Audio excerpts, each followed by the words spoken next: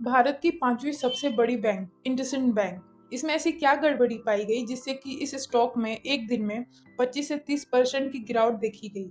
अब ये जो गड़बड़ी है ये किसी तरीके का ह्यूमन एरर है या फिर ये कोई स्कैम है, इसको हम वीडियो में आगे जानेंगे। तो चलिए वीडियो की शुरुआत करते हैं। इंडसइंड बैंक एसपी हिंदुजा द्वारा 1994 में इस बैंक की शुरुआत की जाती है।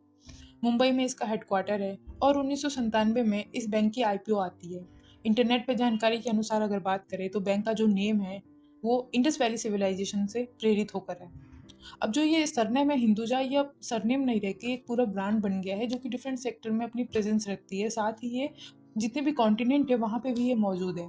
अगर सेक्टर्स की बात करें तो automotive, banking and finance, health care, energy, media and entertainment, real estate और आईटी।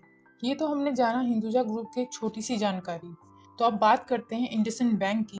तो बैंक का जो डेरिवेटिव अकाउंट है उसमें गड़बड़ी पाई गई है, जिसमें कि ये अंदाजा लगाया जा रहा है कि जो बैंक का नेटवर्थ है उसमें 1500 से लेके 2000 करोड़ तक का नुकसान हो सकता है, ऑलमोस्ट 2.5%। थोड़ा अगर हम डेरिवेटिव की बात करें तो डेरिवेटिव वो चीज़ जैसे कोई टोकन हो गया या कोई पेपर का टुकड़ा हो गया जिसकी खुद की कोई वैल्यू नहीं है, वो दूसरों की वैल्यू पर निर्भर करता है। तो बैंक्स के अपने डिफरेंट टाइप ऑफ पोर्टफोलियो होते हैं, वो अलग अलग जगह इन्वेस्टेड होते हैं। वो किसी बैंक में भी इन्वेस्ट हो सकते हैं, शेयर्स में, गोल्ड में, क्रूड में, फॉरेक्स में भी इन्वेस्ट हो सकते हैं। तो जब उनके इस इन्वेस्टमेंट का रिव्यू लिया गया तो वहां ये गड़बड़ी पाई गई। सितंबर अक्टूबर 2024 में ही आरबीआई द्वारा इस तरीके की गड़बड़ी को आइडेंटिफाई कर लिया गया था। बैंक ने भी बोर्ड मीटिंग के बाद सोमवार 10 मार्च को इस मुद्दे को डिस्क्लोज कर दिया। नतीजन ये रहा कि स्टॉक प्राइस में 25 से 30% तक की गिरावट देखी गई। मीटिंग में कंपनी ने बैंक पर भरोसा जताया। उनका मानना है कि फाइनेंशियल ईयर 25 क्वार्टर 4 में या फिर फाइनेंशियल ईयर 26 क्वार्टर 1 में ये अपना नुकसान कवर कर लेंगे। प्रोमोटर अशोक हिंदुजा कहते हैं कि बैंक है वो फाइनेंशियली पूरी तरीके से स्ट्रांग है और जो ये स्टॉक प्राइस में क्रैश आया है इसको वो एक रूटीन प्रॉब्लम बताते हैं।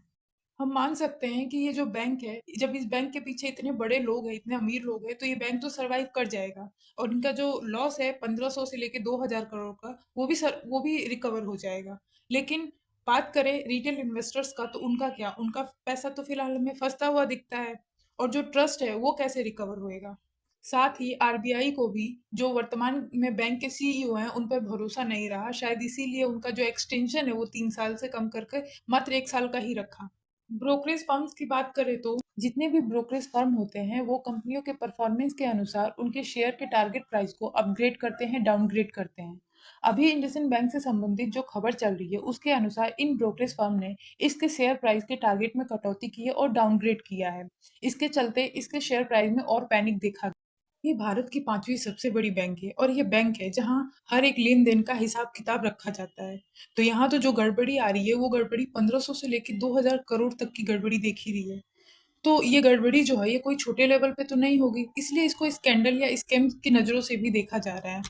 अगर हम बैंक के क्वार्टरली रिजल्ट को थोड़ा सा देखते हैं तो इसके नेट प्रॉफिट में जनवरी 2024 तक पिछले क्वार्टर के मुकाबले नेट प्रॉफिट थोड़ा थोड़ा इंक्रीज करता रहा है। लेकिन सितंबर 2024 में जो इसका नेट प्रॉफिट आया है वो पिछले क्वार्टर के मुकाबले ऑलमोस्ट 40% कम आता है। और इसी बीच आरबीआई ने भी इस गड़बड़ी को आइडेंटिफाई किया है। शेयर होल्डिंग पैटर्न में अगर एफआईआई की एक्टिविटी देखें तो उसमें हम देखते हैं कि सितंबर 2024 तक ये शुरू से ही अपनी जो होल्डिंग है वो 1 से 2% तक डिक्रीज करती आ रही है। लेकिन अब इस गड़बड़ी के बाद से या कोई और रीजन हो पता नहीं, लेकिन इस एक एक क्वार्टर के अंदर अंदर इन्होंने जो अपनी होल्डिंग है उसको 9 से 10% तक डिक्रीज किया है।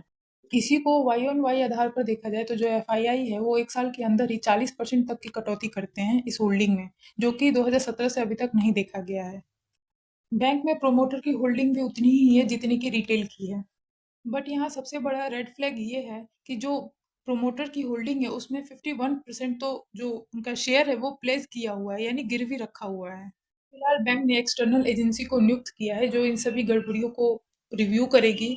होप कि किसी भी तरीके का स्कैम या फ्रॉड सामने ना आए। वीडियो में हमने सभी तरह के पॉइंट्स को कवर करने की कोशिश की है। तो आज के इस वीडियो में फिलहाल इतना ही। इस खबर से संबंधित कोई भी नया अपडेट आता है तो हम आपको वीडियो के माध्यम से पहुंचा देंगे। वीडियो में दी गई जानकारी आपको कैसी लगी हमें कमेंट बॉक्स में जरूर बताएं। वीडियो को लाइक शेयर सब्सक्राइब करें।